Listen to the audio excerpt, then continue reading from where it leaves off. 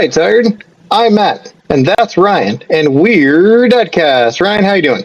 I'm doing good, man. And with, the particular thing we're going to be talking about today, we're going to be talking about Legend of Zelda, and so, it kind of got me thinking about all the different aspects of, like, the world building and the characters, and in particular, I've been thinking about Ganon a lot recently, and how cool of a villain he is, but it's just a really big shame that he won't be able to listen to our podcast ever, because he hates the internet too much, because it's just, there's too many links.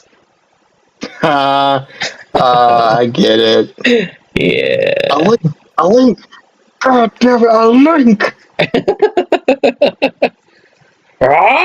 Uses Triforce of power. Like, yeah. So that was a good one. I'm losing my mind over here. If you haven't already told, that was a good too many one. links. If you know what I mean. I don't even know what I mean. On the dance floor. Too many links. Too many links. Oh, that's great. So funny. Man, but, imagine yeah, what kind of nightmare. Like, sorry for cutting you off, but imagine the nightmare of just like you're at a dance and there's just all these like different versions of Link on the dance floor, and you just hear like yeah.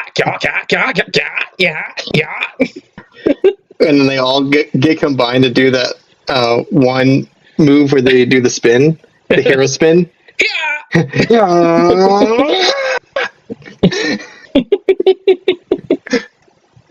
Not a single child survived that night.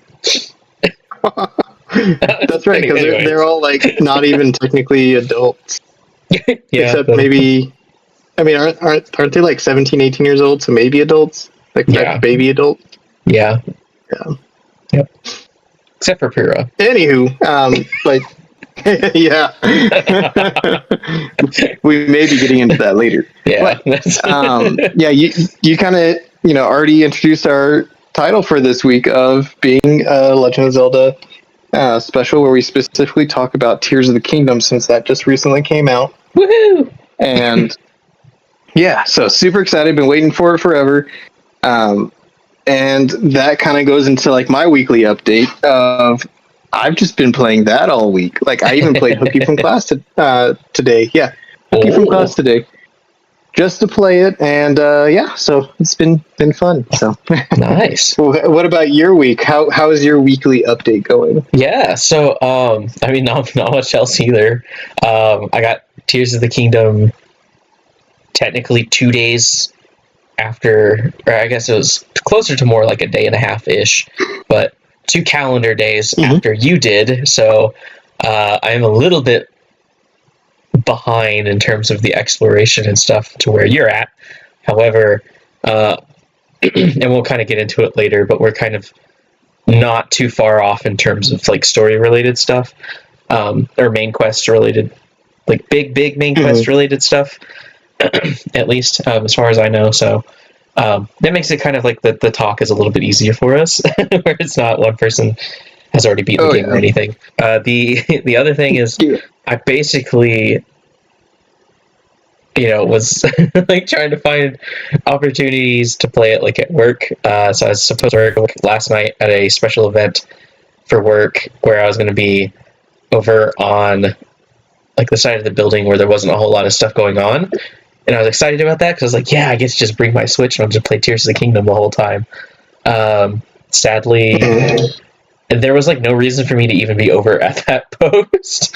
So I don't know why I got scheduled over there, but my boss and one of the other supervisors kind of noticed that and were like, we don't know why you're over there and why you're going to have to like deal with like all of the opening and closing stuff for that area, even though it's not going to be open at all.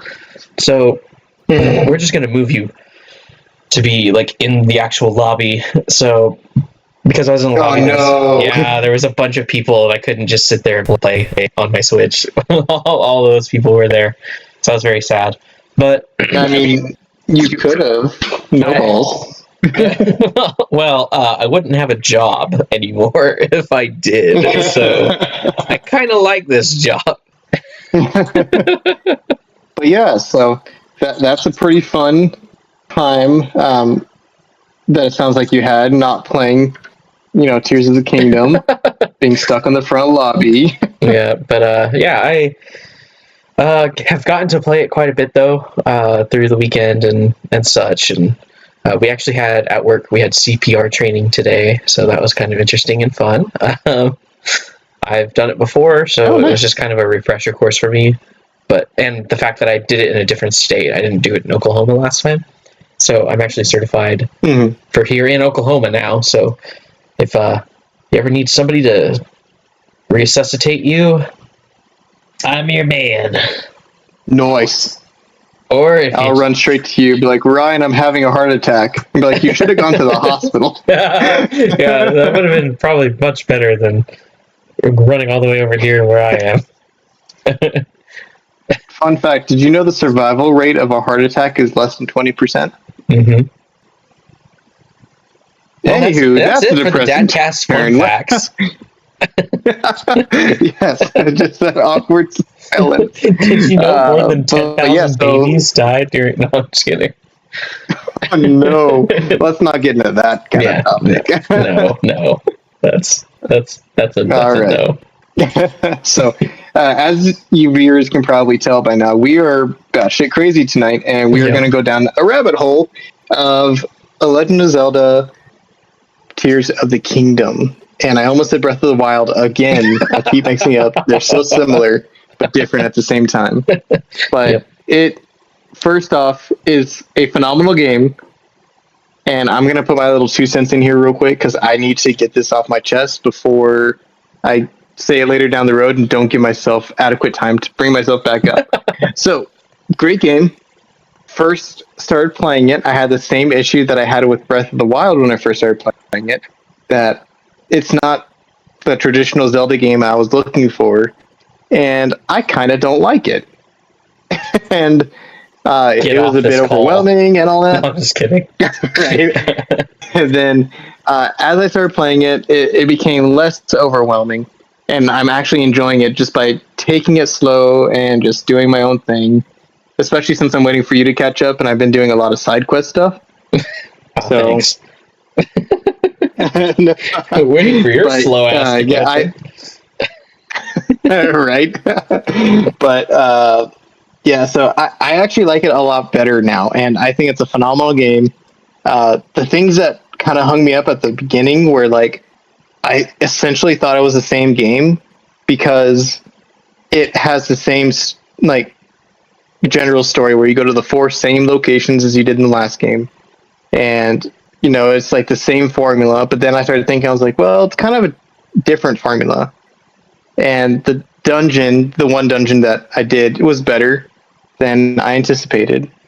And yeah, so it's different enough to be a new game, but also the same and familiar wise to where it doesn't feel foreign. So I think it's a really good game. I just had to warm up to it and like appreciate the good sides of it instead of being nitpicky. Mm-hmm. So yeah. So how do you feel about the game? Yeah, so I don't know if I've gone on record saying this, that Breath of the Wild might be my favorite game, like, period, of all time. Because growing up, there was a specific kind of game that I always wanted. Like, so it was very specific, like, yeah, I want, like, a game where, like, you play as a swordsman, and you just basically go around and you explore, and you fight enemies, and you solve puzzles and find secrets, and all of this other cool stuff. And, a lot of the older classic Legends of Zelda games were very similar to that, but, wow, don't yawn. I'm talking here. I'm just kidding. I was just taking a deep breath. I actually wasn't yawning. Oh. Well, my bad. Then I'll wait until you actually yawn to get like really aggravated for no reason. Like, yeah, this is totally boring. Move on. You're talking about your likes, dislikes now, but yeah. So when Breath of the Wild came, when Breath of the Wild came out, and I didn't get it right away because I didn't have a Switch right away. Yeah, so I started playing Breath of the Wild when I got it, and instantly fell in love with it. It was everything that I loved about the older Legend of Zelda games that I had played, but like also took this idea of what I wanted as, you know, the perfect video game for me as a child, and basically was brought to life in a form that I really, really loved and enjoyed, and the game was beautiful, and I enjoyed the combat and all the puzzles and all the secrets in the game, like kept me, you know, entertained, and just everything was pretty much spot on perfect for what I wanted. The major, like, only major really complaints that I could have about it were like, you kind of already alluded to this, like the stuff with like the dungeons being kind of just really one note, and there was really only like the 4 divine beasts were kind of the only like major dungeons.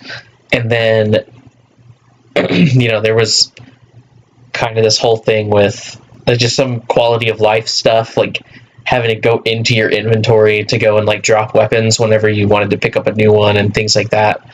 And Tears of the Kingdom, I knew as soon as it was announced, I'm going to get this as soon as it comes out. I did, and I have not been disappointed. Even just like instantly starting into the game, I was like all hyped up. Getting to, you know, post opening and into like the first sort of tutorial area, I was all like still super mega hyped about it. Every little sort of transition, like going from the like Sky Islands back down to Hyrule, was like super, just I had goosebumps all over. Getting to, we did the same like first dungeon and the boss fight with that, and holy crap, man, like just so many like I actually goosebumps. enjoyed that boss fight. Oh yeah, I loved it. It was fantastic, and I was like, it's like an actual like Legend of Zelda boss. Yeah, it wasn't. It's not like just another Shadow Ganon kind of thing. Yeah, or Phantom Ganon or whatever it was called. Yeah, the like Blight Ganons. Oh yeah, Blight Ganons, where they're like all basically the same but different, like different weapons. Yeah, and like they did different stuff with like an environment or whatever, but aside from that, it was literally the same thing. Yeah. So it was like a huge breath of fresh air.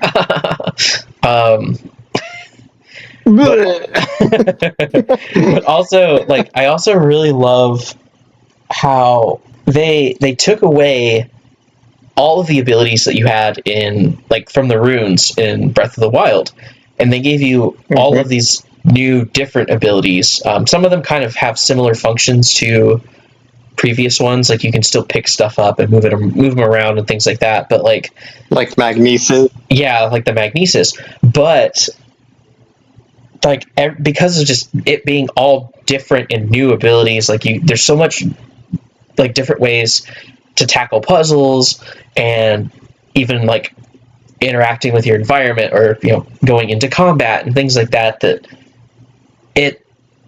it plays and feels like Breath of the Wild, but is completely new because of that. And I think they absolutely hit the nail on the head with what a sequel should do, because I look at a lot of games with sequels like Assassin's Creed or just various series like that, where it is almost the exact same game every single time, just with different setting, different characters, or like whatever. But this is literally base mechanics and all that stuff obviously are the same, but they literally give you different things to where sort of the extra mechanical stuff is different, and you have to actually come with a different mindset playing the game in order to play the game effectively, which is like so cool. That you're able to do that. And they even added a lot of those like quality of life things I was talking about. Like you open up a chest and it's like, oh, there's a weapon in this chest, but you can't carry any more weapons. It pulls up a thing that lets you drop whatever weapon you want to drop to pick up this new weapon. Like, I like that a lot. Yeah, it's stuff that like I wish they had in Breath of the Wild, and I think they realized a lot of players were like, man, it's kind of monotonous that we have to, and tedious to like do this, like these certain things. Like we wish there was a quality of life way that you can improve this, and they improved it. And like, good on you, Nintendo. Like, so far from what we've played, I think this is like spot on what you should do for a sequel. Exactly. I agree with you, and I think that's the issue that I had with it, is that like it's so familiar, but you have to think of new ways to get through like the puzzles or fight enemies or all that stuff. And there's also a ton of new enemies, which I appreciate. Yes. Because I get tired of fighting the same old enemy over and over and over again. So as annoying and how many times I've died at some of these enemies, I appreciate the change. Yes, and some of those enemies are like old enemies, like from old enemies from the series that they brought back and that weren't in Breath of the Wild, which is a really cool addition too, I think. I agree. Yeah. So it's like you said, a breath of fresh air. But I kind of agree with, I think an IGN reviewer said this, but it said that Tears of the Kingdom feels like what Breath of the Wild should have been, and it makes Breath of the Wild feel like a prototype. Do you agree with that statement? Or do you think Breath of the Wild is still like a good separate game, even though that Tears of the Kingdom is out? I think that Breath of the Wild was amazing in its own right. I feel like maybe I disagree with it, and the reason why is I feel like maybe that's sort of a hindsight 2020 look at it. You know, to where like that reviewer would probably say the same thing about any game that has a sequel, if that makes sense. Like, they would look at any part 2 or True. part 3 I see what you're and saying, go back and say, well, that's what the first one should have been like. And it's like, well, if the first one hadn't happened, we wouldn't be at this point, right? If there was no Breath of the Wild in the way that it was made, like, how it took them a while to make Breath of the Wild. Like, it was a number of years, I believe, right? And it took them that long to kind of get to that point of where they were at. Yeah, I want to say it was a while. Yeah, and you know, and they didn't do with Breath of the Wild what a lot of companies nowadays have been tending to do with their games, where they release something that is literally incomplete, and then you get kind of the rest of it. Yeah, you get kind of the rest of it with like freaking DLC and stuff like that. Whereas Breath of the Wild didn't need the DLC. I don't have the DLC. I never bought it. And, you know, in retrospect, like, I kind of look back and I'm like, maybe I should have bought it. And I might eventually end up doing that in the future, because I do want to replay Breath of the Wild, I think, after this. But it wasn't necessarily necessary to have the DLC, because the whole game itself on release was a complete game. And, you know, I think that's phenomenal. Yeah, and you can make an argument, I guess, that, like, well, it should have been more like Tears of the Kingdom, where, like, some of the menu item stuff or whatever was as polished, or some of the quality of life issues were, like, already, you know, there to begin with. Or there should have been more than just the overworld map. There should have been an underground map or a sky map or whatever. I don't know, man. Like, Hyrule was huge. And I think if it still is. Yeah, and I think if they had gone and been like, hey, let's make literally the biggest, most grand ass, like, that would have been way overwhelming to people, I think. Whereas you do it now with Tears of the Kingdom, and it's like, wait, so they're not just giving us Hyrule that we had in Breath of the Wild, but there's a lot of differences to Hyrule now, because there's some time has passed and the Calamity thing had happened and stuff is being rebuilt and blah blah blah. But then on top of that, we also get the Sky World, and then we also get the depths, and like, so it's, I don't know. I disagree in that. Like I said, I think you have to have, I don't see it as a prototype, like a version 0.5 before the, you know, 1.0 that Tears of the Kingdom is. I see it as Breath of the Wild was 1.0 and Tears of the Kingdom is 2.0, because it's a sequel, and it did what a sequel should do, and the original, I think, did what the original should have done, which is be an amazing game in its own right that then sets the stage for, how can we improve upon this and make it better. Gotcha. Yeah, and I agree with that because, like, now that you bring it up, like, that's how a lot of the older games were, and I'm going to bring Halo into this discussion just for a quick second.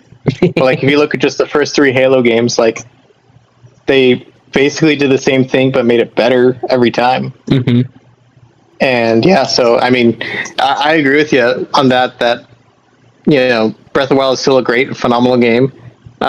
I haven't picked it up and played it in a while because I completely 100%ed the game, and then I had a crisis of what do I do with my life now? Yep. But I'm starting to fall into that same thing with Tears of the Kingdom, and it's just great. And the thing that I love the most about Tears of the Kingdom, and I told you this before we started the podcast, it's just how damn goofy the game is, right? Yeah. Yes. it's just so goofy, from the ways you can die from just being stupid or silly to the way you can kill Koroks by throwing them to their death accidentally. Yep. It's a really goofy game, and I'm going to start this section of our podcast out where we just talk about some of our goofy experiences and all that, with one of my goofy experiences with a Korok and a rocket. So what had happened is that there was a Korok at the bottom of this mountain hill-ish thing. I was like, hey, my friend's up there.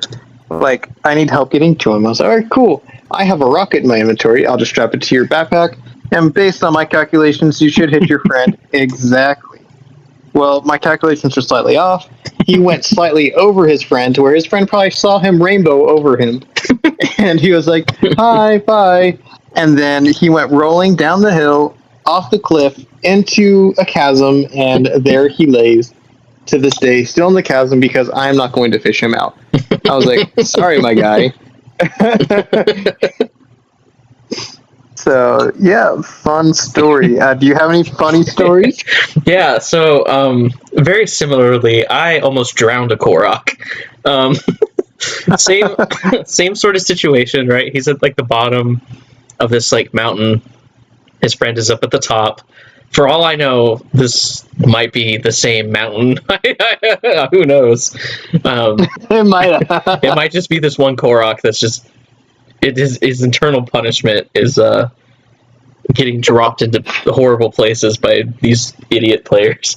But so I didn't think about using rocket at all. But what I decided to do, there was a couple of pieces. I think there was one of those material stations nearby. Oh yeah. So I grabbed some wood and started spackling that shit together, and I made this sort of little portable box platform kind of thing. I was like, cool, I'm gonna use this, and I'm gonna try to carry him up the mountain. And so my idea was probably not the best idea. I was like, I'm gonna kind of run up these parts of the mountain that I can kind of run up, try to find some areas that are kind of flat-ish enough that I can set this platform down on, and he'll be fine. Mm-hmm. And then, pick it back up when I can kind of climb back to a place where, I can start kind of running again, whatever.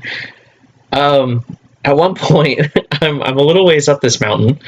I try to set him down, and the platform kind of tilts and starts sliding down the mountain, and it tips over. Oh no. Now, normally this wouldn't be a problem because any normal player probably would have attached the Korok to the platform. I did not do this. I just sat him on the platform. I'm pretty sure I had him hover above, hit the B button, just kind of dropped him on the platform instead of attaching him to it. So he goes rolling off this platform, most of the way up this mountain, and he starts rolling down the mountain, very, very unfortunately bouncing off of the different rocks and crap on the way down. And we happen to be at this mountain that is right next to a river. The Korok tumbles down this mountain for quite a ways, and then plops right right into the river and starts getting dragged away by the current. And yeah, I had to try to go down there and fish him out of the water. So eventually I got him out, kind of set him on the shore, and I was like, you know what? Good luck, buddy. I just went off to go continue doing whatever it was I was doing. I was like, at least you saved him. yeah. He's not in the bottom of a chasm. Right. He's like, guys, it's dark down here. Where are my friends?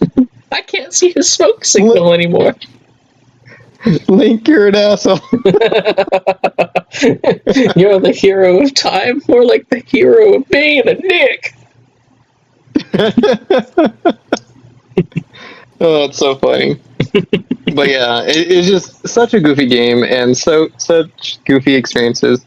Talking about goofiness and all that, one of the ways I've died, just by being purely dumb and stupid, is that I went from the very top of the air, so I went in like one of those little cannon things. What are they? Watchtower things? Yeah, the towers. Sky towers. Yeah. Got shot up in the air, went flying down, and then I saw one of those blue bunnies. The one where you shoot them and then like rupees come out. Yeah. Mm-hmm.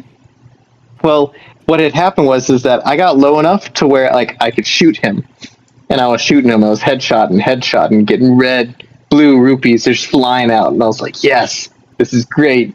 And I kept firing, and I didn't realize how close to the ground I really was. And I was going slow motion, and I didn't realize that I just jumped from heaven, and I did not slow down at all. Like I was skydiving and went straight into arrow, and I just like touched the ground, and then Link just goes limp and it says game over. I'm like, huh? I'm like, what happened? And I'm like, oh yeah, I jumped from heaven. It just did not register in my brain. Everything was going slow motion, and I was like, I'll just gracefully hit the ground. Nope, I died. Yeah, I've done something similar. Where so you find these chasms throughout Hyrule, and you kind of jump and dive into these chasms to get into the depths, like the underground area. And so I believe this was the first chasm I jumped into. It was a part of a main mission. I think it might have been a main mission with Robbie. You're supposed to like go down there with him and go and find like this statue or whatever. And so I jump into the chasm. I'm holding the right trigger to dive and stuff. Well, obviously it's really dark. It's the underground, and I completely did not pay attention or misjudged the distance between where I was and the ground, and so Link just plows face first straight into the ground and just loses all of his hearts and just kind of like were you like bounces up and like flops over and just dies. Were you like free falling, or would you like diving down to the ground? I was diving. I think I did that too, because yeah, when I say he went face first, like he hit face first. Oh gosh, it's so hard to see down there and like see where the ground's at. And ever since, like, I think that happened to me like my first or second time too, where like I just was going super fast and was like, I got this. I can pull my paraglider out the last second. Everything will be fine. And it was not all fine. Yeah, Link was dead. DED dead. Yeah, the last second was like 2 seconds before you hit the button. Yeah. I did something similar in the depths where I was kind of traversing around, And I don't tend to use some of like the bright bulb seeds to light up areas unless I'm kind of like, yeah, it's like pitch black. I can't really see anything. I need to use it. And so they're precious, man. Yeah. And so this this one particular moment, I think this was actually earlier today. I was kind of up on like a raised up area, and I couldn't see because of the dark. Or well, I saw one of like the roots a little ways off, and I could tell that, okay, well, it's like down there, so I'm like a significant ways up from where this root is. So like I'm gonna have to paraglide down and be safe, because otherwise I'm gonna hit the ground and die. So I jump off of like the raised up area I'm on, I start paragliding, and I'll typically do this thing when I'm paragliding just to kind of save up on stamina, where I'll put the paraglider back in and drop some distance, and then shoot it back up and keep going. And it kind of helps with prolonging like how far, especially like if you're way high up. That way you don't have to specifically, oh, I'm like right over this place that's like way far below me that I'm wanting to land. Now I gotta let go, drop a huge distance, and then open it again. It makes it a little bit like kind of easier on you to judge the distance and everything. So I'm kind of like doing that. I do it once, I do it twice, I do it a third time. Not very far from where the root is, right? So my brain is thinking I can just go straight down, kind of hit it right before the ground where the root is, and then it's good. Apparently, there was a ledge like right on the side of the root I was on. So I dropped. Oh no. And before I get to where like the top part of like the root is, like even with that, mind you, I'm aiming for the floor where the bottom of the root is. I get to about where the top, like even where the top of it is, and Link just goes whack and just falls over dead. And I was like, oh shit. I guess there was floor there. That's funny. So, needless to say, I threw a couple of the things to light the way for me the next time I tried that, because I was pretty sure I was probably going to end up doing it again if I didn't. So. Oh yeah, I can't tell you how many times I like was standing somewhere and it was like super pitch black. Like I can't see anything, and I think I'm gonna throw the like gloom or the light seed out a far distance, and I hit a wall right in front of me. I'm like, oh, okay. Yeah, and then you feel like you've wasted it because you're like, well, shit, I could have thrown it the other way. Exactly. Yep. So the underground, I think that is such a great aspect to this game, and I did not expect it whatsoever. I expected the sky and Hyrule, but having a whole entire underground, I can see why they delayed it so much. And it's just really good game. And the enemies, is there a specific enemy that you've encountered that's brand new that had you terrified for your life? I have a couple. I fucking hate the okay, so you know how, I mean, technically all of this was in Breath of the Wild. However, this configurement is different, and that's the damn what are they called? Like the Talus watch party like group of so the Taluses are like the big like rock elemental like golems. Oh yes. Yeah, it's the versions of those that have like the outpost on them with the bokoblins like throwing rocks and shooting arrows at you. They're so annoying, especially since you don't have unlimited bombs anymore. Yes, I fucking hate them. And the reason I hate them is because it's like nigh impossible to just climb up them like regular Taluses. Like, so you kill all the bokoblins first, no big deal, but like then it's like the easiest way to get up is to just use ascend and go through like the wooden flooring and stuff. But like, ugh. Like It's so hard. you do all that, and then you have to back off for it to like do whatever, and then you just get hit by its fist and like fucking get wrecked. And it's just Get knocked in the next week. yeah. It's like the last time I tried fighting one of those, I think was before I had any bomb flower. Their bomb flowers. Yeah. So I'm sure now like I could do it more effectively because I could just shoot one of those and then go and like climb up on it. But yeah, they're so just every time I see one, I'm just like, oh nope, I'm fucking out of here, and just turn around and walk the other way because I'm just like, I don't want to deal with you. Especially the ones covered in gloom in the underground that I've seen, where I'm like, yeah, that's like double fuck no. Yep. Maybe after I've beaten the game and I have nothing better to do with my time, but right now, nope. Yeah, I'll just continually kill you. Not happening. Exactly. One enemy in particular that I've seen that I know you haven't seen yet is the Gloom Hands. Mm-hmm. And anyone that's listened to this that have played the game and know what Gloom Hands are knows how terrifying they really are. It is so hard to kill them. So hard. And I don't want to spoil too much for you. But they're fast. They're terrifying.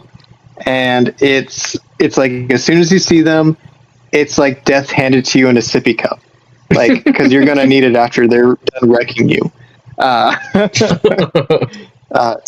It's terrifying, and I remember when I first saw it in the underground, and it looked right at me and hissed, and it was like, rah! I was like, oh, another enemy in the underground. I could take it with my puny 6 hearts. Nope. Nope. I was dead, and then I had to think of a way to get around him because I did not want to encounter that enemy ever again because it literally made me scream. So, and to carry this momentum of talking about enemies is one enemy that we've actually both seen. And you actually sent me a picture of it. You're like, what is this thing? Oh, yeah. And I can't remember the exact name of it, but we're just going to call him Hydra. Yeah, Satan's triple dick. Yes, terrifying. Which, you saw an electric one. I saw an electric one first. So I thought electric was all there is, right? Oh, there's more? Oh my god. There's fire and ice. No. And yeah, so... And it's wonderful. And I actually went head-to-head fighting one when I had like 10 hearts and a little bit more confidence. And I got wrecked by the ice one because it shoots ice beams at you from all of its heads. Oh. And it flies, so it's super hard to hit. And I thought, oh, if I hit one of the heads, it's going to stun all of them. But I hit one head, and the other 2 heads still hit me with the ice beam, and I die. Oh. So that was fun, because all I see from my death game over thing is that I shoot an arrow, I hit him in the middle head, his middle head goes flying up, the other ones still fire at me, and I'm just frozen dead in time. He's the hero of time. Right. Cryo-freezed. Link, you have been frozen for 100 years. Oh, it's so funny. Ganon's have you gone toe-to-toe with them yet? No. I was like, you know what? Fuck that. That is something I will come back to later when I have like 2 full rows of hearts and a bunch of meals that like refill all of my health and give me extra health. Yeah, Probably a smart move. Yeah, I was like, that's kind of how I felt about like the Lionels in Breath of the Wild. I was like, I'm gonna come back later, and then I forgot about them until, towards the very end of the game, and I was like, oh yeah, I could go and kill some of those now, get the loot that's around them. Right. Oh yeah, and they do have some good loot around them too. So I wonder what these enemies drop, and I can guarantee almost 100% that it's going to be good loot, especially to fuse to weapons. Yeah. Kind of like how diamonds give you 25 extra power, which I think is insane. Yeah. Because I used to just sell them for cash, and now I can't sell them for cash anymore. I have to manage my money like a big boy now, and it sucks. Yeah, I know. It's like I've barely had enough money so far to, like, I was spoiled with where I was at in Breath of the Wild, where, oh, I need these particular, like, I need more arrows or something. I buy like 80 of them just because I have the rupees. And it's like now I can't even do that, and I'm like, oh, that's such a low amount of cash. This is how I feel in real life. Exactly. I know the feeling. But a good way you can make money from chews is that there's normal chews everywhere, right? If you kill them, you get the chew jelly. Start a fire, drop the chew jelly in the fire, and it becomes fire chew jelly.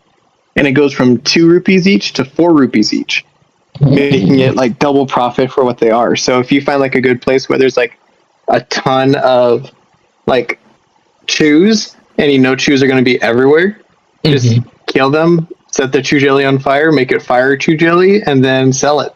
And then you can get some cash for it. Granted, they don't sell for a lot, but it's better. Yeah. There is another quest though that I've done, which you may have heard of or like accepted the quest or whatnot. Have you become a journalist yet? No. Okay. Because I think it's called the Lucky Gazette.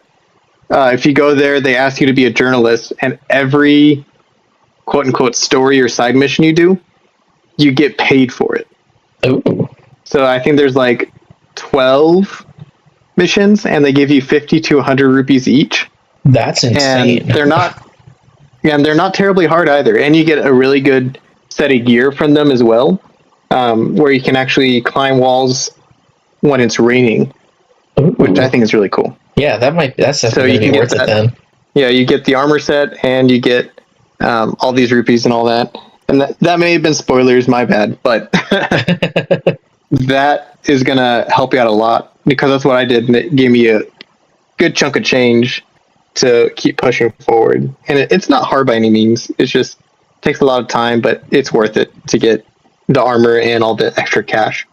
Especially helping the guy stand up, construction signposts. Oh, yeah. When literally he's a construction worker. Yeah, I know, right?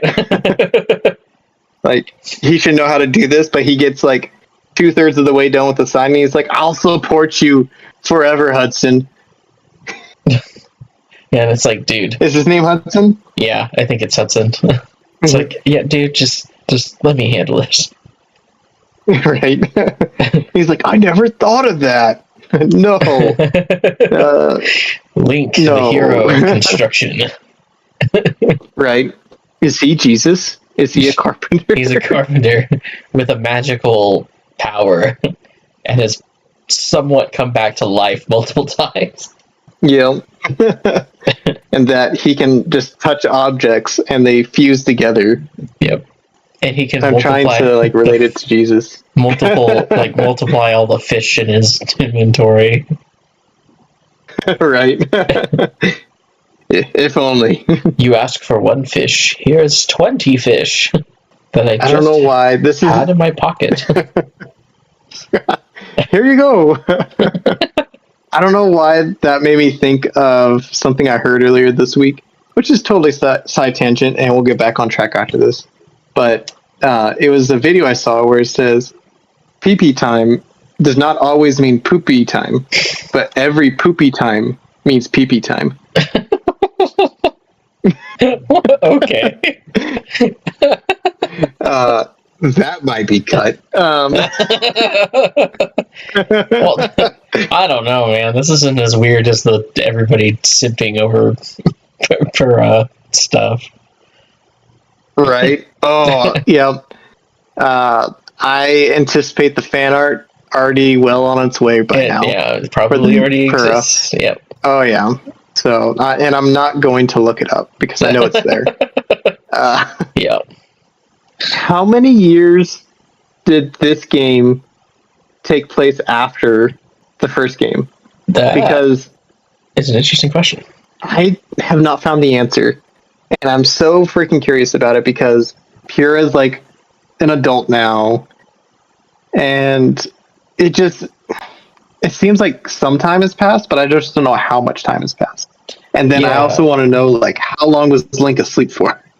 Yeah, because like there's so much stuff. Like it, obviously, like they can't edit and rebuild and like all that other stuff like immediately. Like so obviously, like there has to have been some time, I guess. And like I would agree. Assume maybe a couple of years, but I don't know. And they're all nonchalant. They're like, "Oh, Link, there you are. Like, we've been searching for you. We're still searching for the princess, so go check in with this person over here." Yeah. And they're all nonchalant about it. Like, so it makes me think, was he really gone for that long? Or? Yeah. Because my assumption is that however many years have taken place between like the conclusion of Breath of the Wild and the very, very beginning of Tears of the Kingdom, like when they're, going down underneath Hyrule Castle, and that he probably wakes up pretty immediately after like all the shit happens, would be my guess. Like I didn't see that as like a time jump, like per se, but it was kind of like they went underneath the castle, and then maybe it was like a couple days and people just didn't hear from them, and then he was like, surprise, I'm back.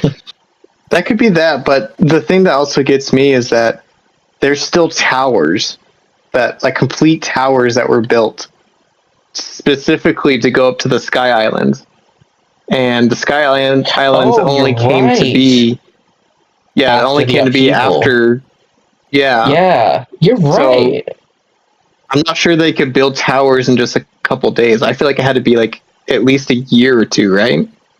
Maybe. Yeah, maybe the first part's like pretty immediately afterwards, and then they're just gone for like 2 or 3 years.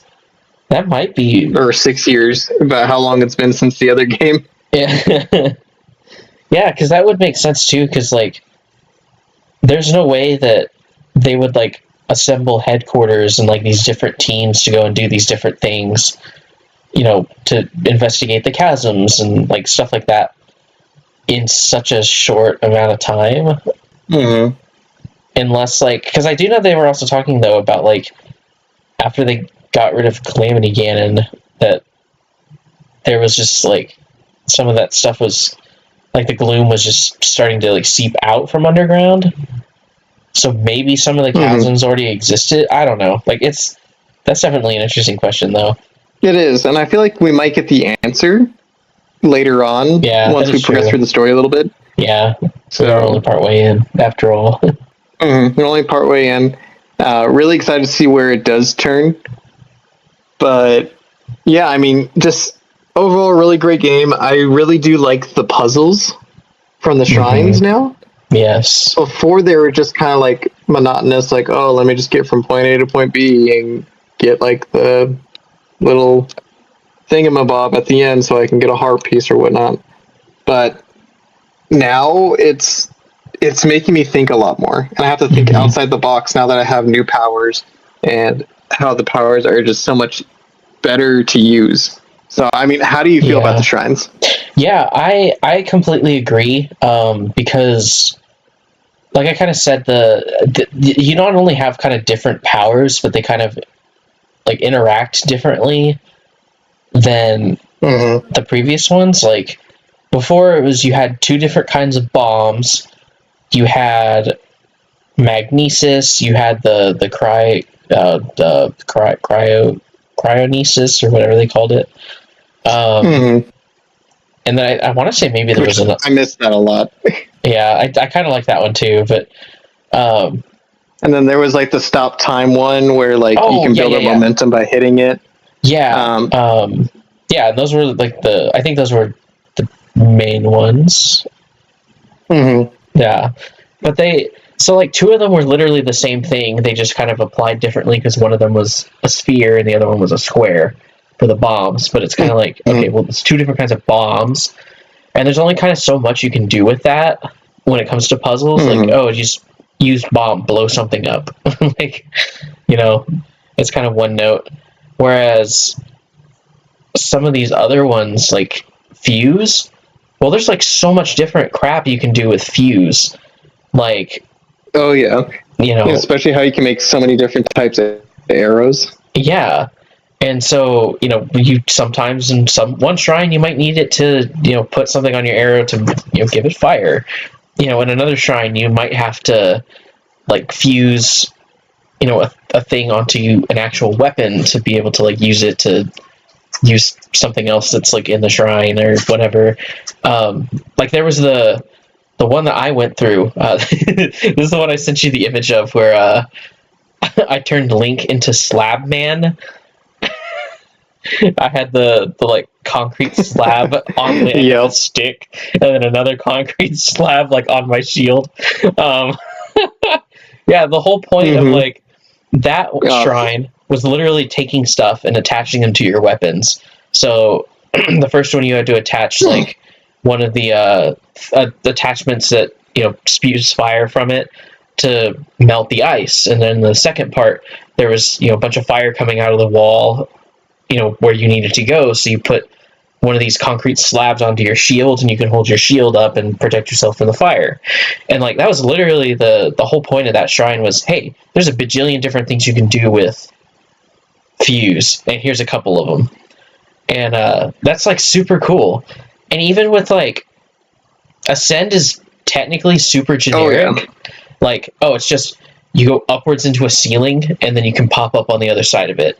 But like the way that they've made it like applicable during stuff is like super cool.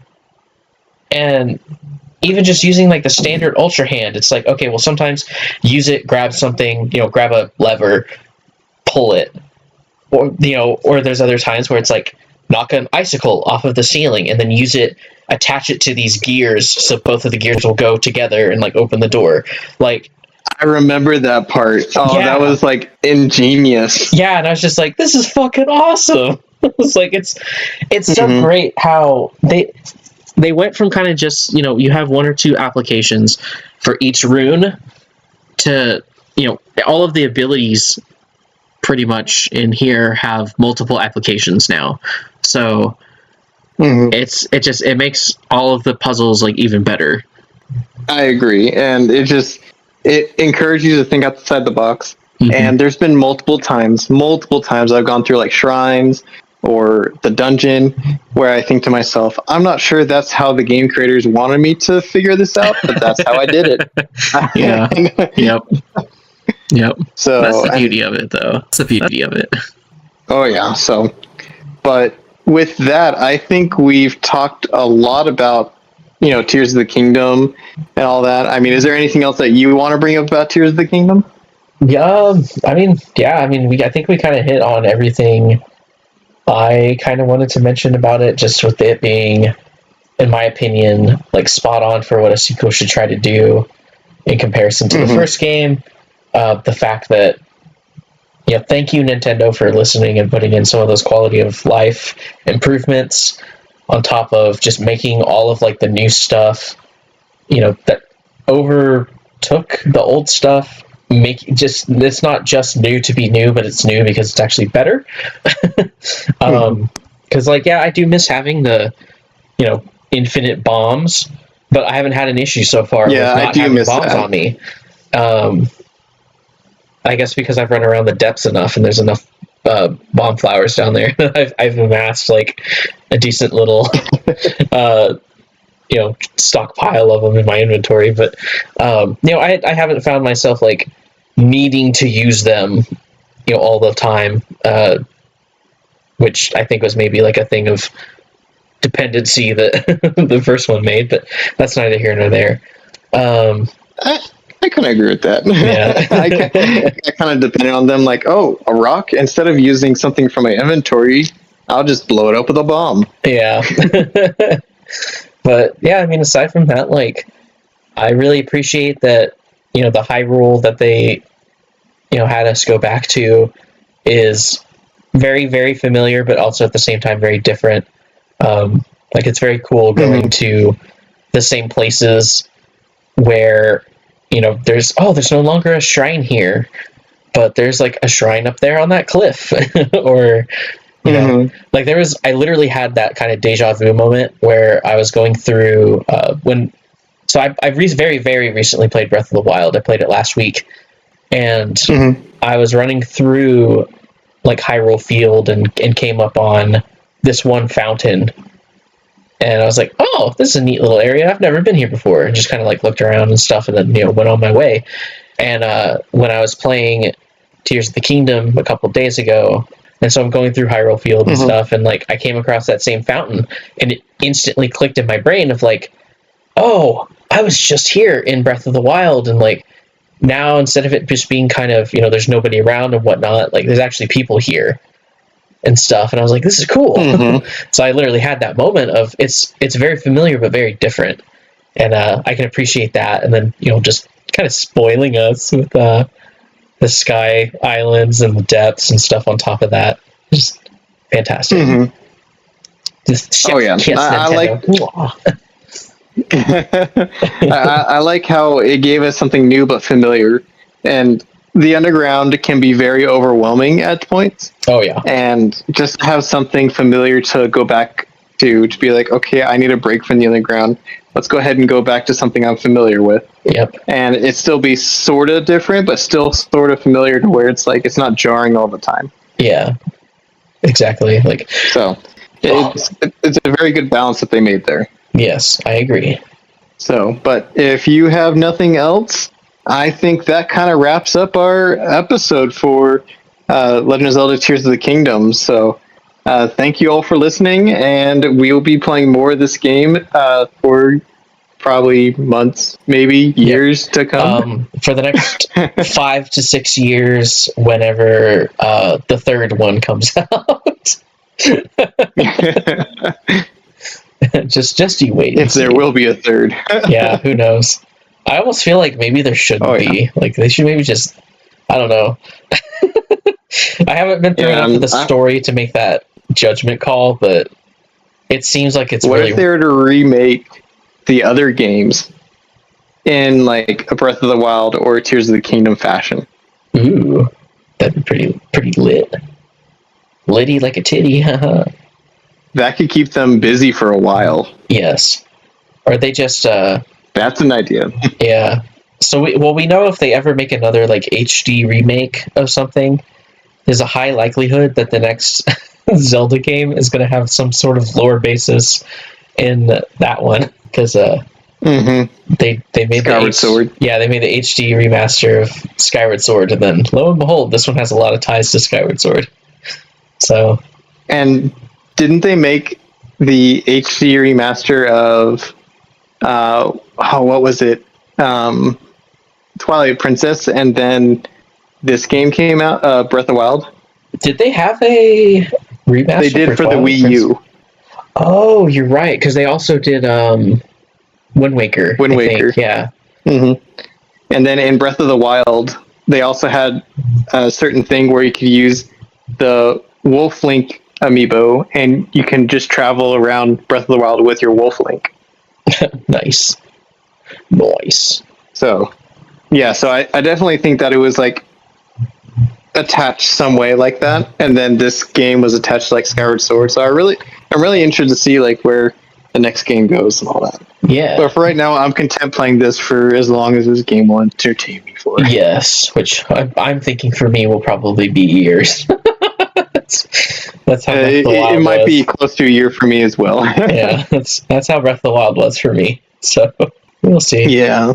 With that being said, thanks again for listening. I know I already said that once, but we really do appreciate the listeners that do listen to our voices, especially when we get annoying or tired sounding near the end of our podcast, like we do now. Yes. Yes. And as always, you can find us on wherever you get your podcasts from, except for iTunes, because Apple's being weird. And, we're going to be posting on Friday nights, and we have been taking kind of a little hiatus here and there, just because life has been getting in the way, and we're still dads on top of working all the time. So we thank you for your patience. And I'm lazy. We're going to try to be And, it's all good. Laziness is ingenuity, just waiting to be tapped. But yeah, so we'll be trying to focus on getting episodes out in a more timely manner and recording episodes in timely manner as well. So yeah. Yes. Yes. And as always, friends, stay tired.